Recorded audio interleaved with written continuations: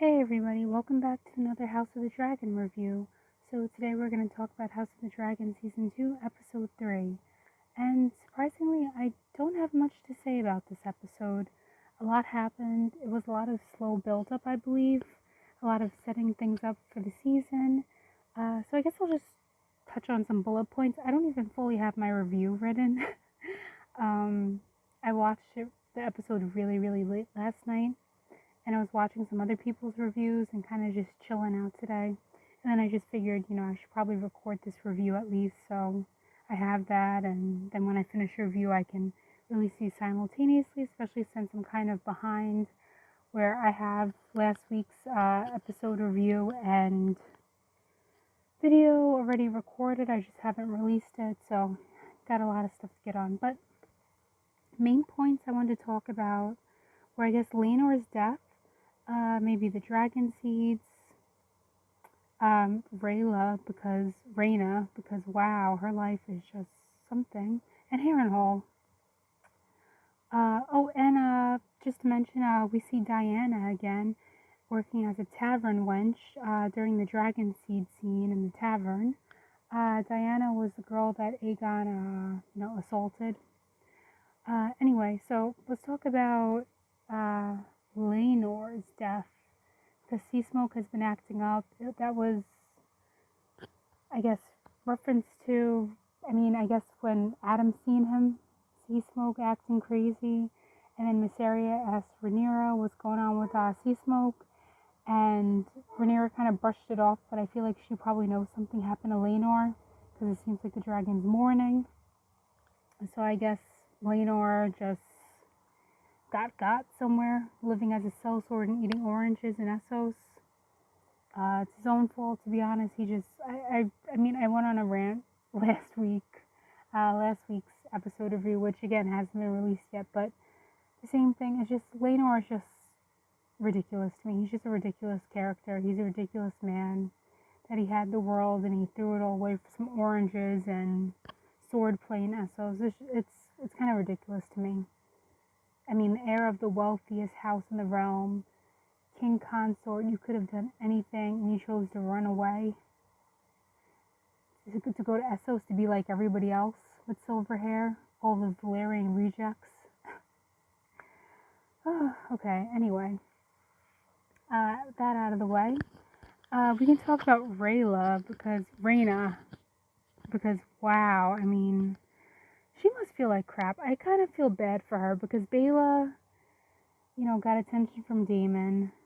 I know Laena did give Rhaena some attention, but for the most part, Daemon doted on Baela because she was the useful twin, let's put it that way.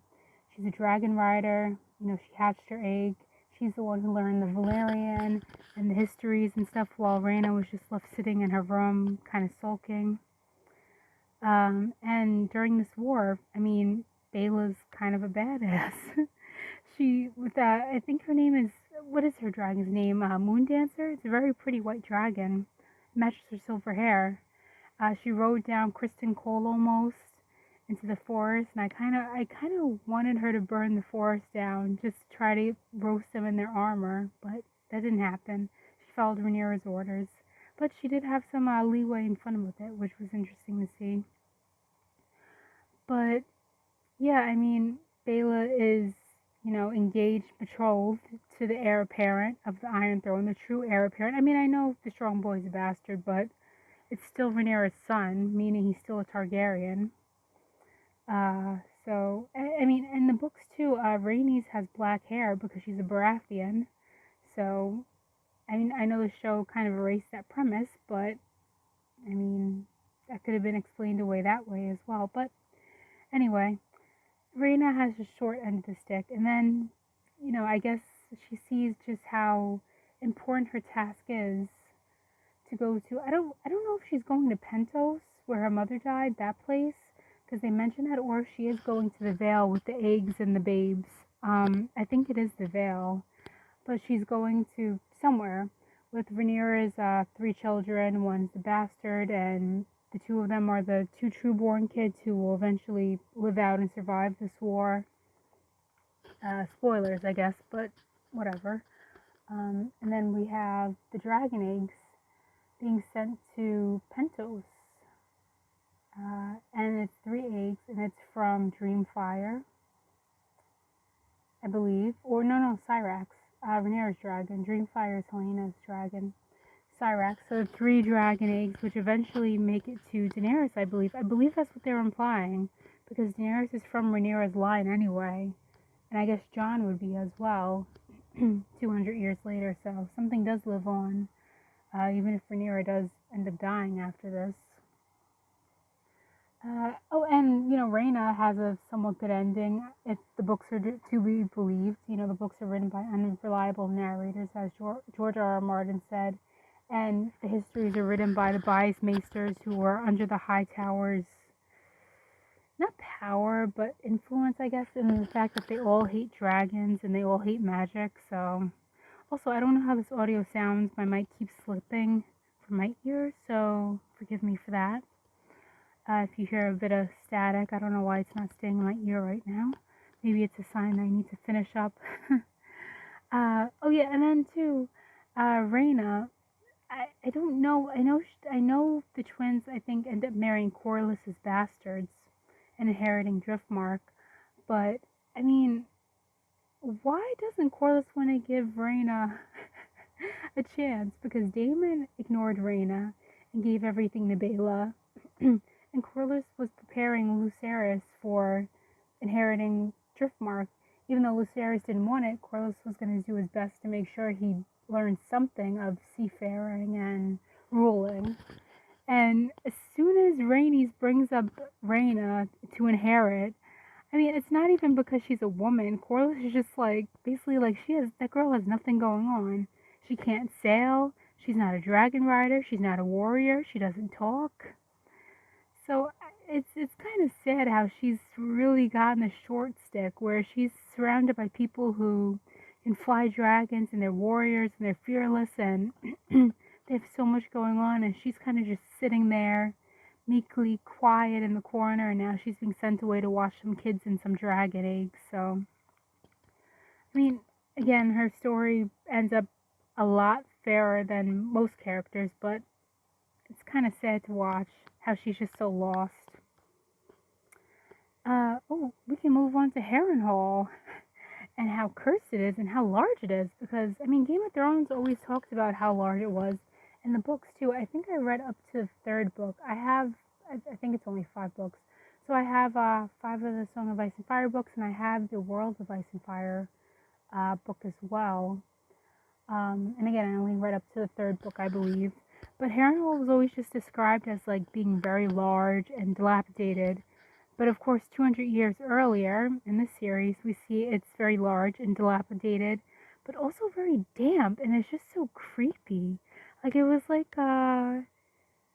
those tomb levels, the abandoned tombs or ancient tomb levels in a video game? That's kind of what it looked like watching Daemon walk around the decrepit hallways, and then Alice Rivers is being creepy and just following him around, and there's weirwood magic going on, and the old gods and children of the forest shenanigans. It's really something to watch. But the fact that Harrenhal is extremely damp, and Simon Strong, uncle to Lionel Strong, and I guess great uncle to what's his name? Harwin Strong, Rhaenyra's children's true father, basically said that this castle is very damp. We know Larys killed our kin. We're not cool with the kin slaying, so we'll follow you, Daemon. We don't really mind. And then Daemon got kind of mad because they called him my prince instead of your grace. And Rhaenys kind of checked him twice now with that as well, that he's not the king. He's just the king consort. He's the prince. And a lot of people were bringing up too that in the Crown, Prince Philip had that issue with being below his wife in station and wanting that respect, and that's the same actor who plays both Daemon and Prince Philip in those shows. But yeah, I didn't realize it would be that obvious that Larys killed his family, and that Larys doesn't even care that house is just the castle is super damp, which I have to come back to Laris, but just on Alice Rivers too, telling Daemon a prophecy that he will die in this place, and then it pans to the Godswood, which is, according to the books, I guess spoiler. I mean, they've been out for decades, so it's and I don't think they're getting finished, so whatever. But spoiler, Daemon and Aemon do die in the God's Eye, fighting in the air on their dragons. So, I mean, prophecy. But yeah, so Laris and the Master of Whispers. I didn't realize that was such a deadly position, because in Game of Thrones and of course in the Song of Ice and Fire books, everybody doesn't like Varys. I mean, show Varys I like a lot, but book Varys nobody likes. He's creepy. He's a eunuch, and people don't really know what he wants because he doesn't desire women. He has other thoughts than just killing and screwing things. So a lot of people don't know how to take him. And he's just like a master manipulator, mummer. He always has costumes and designs, and he has hideouts, and he's really something in the books. The show doesn't really give him that sort of mystique. And also he might be a secret Blackfire, which is a Targaryen bastard. And that was the whole Aegon plot in the books, which books may never be finished. Some stuff with Euron too was going on, but whatever. The Master of Whispers, I didn't realize it was such a creepy position, such a powerful position, because Larys is playing Aegon like a fiddle, and I don't even think Aegon realizes it. That was totally a lie, with the small folk saying that Alicent and Aemond are going to be ruling in Aegon's stead.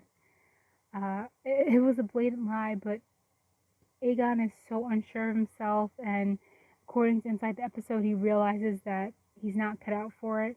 He already knew that anyway. We knew that from the Sept. Was it the Sept? That scene last season, the stupid scene of Aemond and Aemond and Sir Criston and Eric and Arik trying to find Aegon to coronate him. It was ridiculous, but he already knew back then he was unfit. Viserys knew he was unfit. Otto now knows he's unfit. Everybody else knows he's unfit. But he specifically knows he's unfit. And because of that, he is very easy to manipulate. And Larys is just playing him like a fiddle. And it's ridiculous to see, especially since Mysaria is kind of a master of whispers herself, a mistress of whispers. And she's not really telling Rhaenyra any lies. Although I think Rhaenyra did walk in on somebody talking about Daron in Old Town, or something about Old Town. I was trying to get the captions up on the video. I couldn't really make it out still. But it's just such a contrast, that between their Master of Whispers and their councils, their small councils, where the men in Rhaenyra's council are kind of ridiculous, which I don't think they would be if Daemon was still there. But then again, I don't think an assassination attempt would have happened too if Daemon was still around. He didn't just take it upon himself to go claim Harrenhal, which he didn't face any resistance because nobody wants Harrenhal. It's cursed and definitely haunted. And Aemond, I keep saying Aemond, Aegon's small council, everybody is openly calling him an idiot without calling him an idiot. Like, there are mutters under their breath and looks like, what is this guy doing? And then Aegon taking it upon himself to actually put on Aegon the Conqueror's armor, and it just looks so out of place. And he had to tell everybody, he's somewhat of a conqueror himself. Like that meme, that Green Goblin meme. It's just a mess. But it was a good episode overall. The Alicent and the Rhaenyra scene, I did like that. I've seen a few people online saying that they thought it was stupid that Rhaenyra disguised herself as a Septa. I don't think that was stupid at all. And a lot of people were surprised that nobody recognized her, but we've seen time and time again, especially this season, that a lot of people, especially the small folk, don't actually know what the royals look like. And then when Rhaenyra went to the brothel in last season, nobody knew who she was until Daemon revealed her silver hair.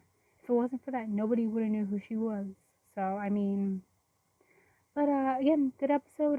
Mainly a lot of setup, especially the setup between Aemond and Aegon over the prostitute with Aemon's mommy issues. So a lot of conflict being set up, and war seems inevitable at this point. And it's, I guess, the Bracken and the Blackwoods. I think they are. Uh, their battle was foreshadowing of what's to come in the Dance of Dragons, where nobody wins.